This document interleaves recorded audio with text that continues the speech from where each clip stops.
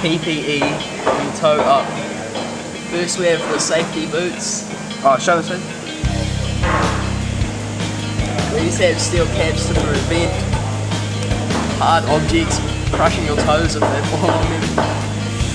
We also have earmuffs, which help with noise to protect your hearing from loud noises from the machine. We also have safety glasses. This helps prevent sawdust and other objects from the wood getting in your eyes.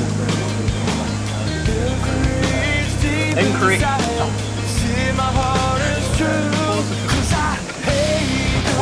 Wheel to adjust the height of the wood guard and the riding line, as well as the blade, so that you get the right height for your wood. Here you see there's a stop and start sign.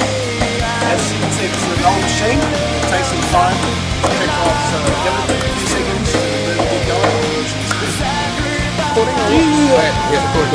Here is a sticker to say what protection you need for the table saw. As you can see, it says hearing aids, but Jerry always says, you know, keep your glasses on and you'll be sweet. Here is the measuring guard, so to just say how far you want to cut your width to.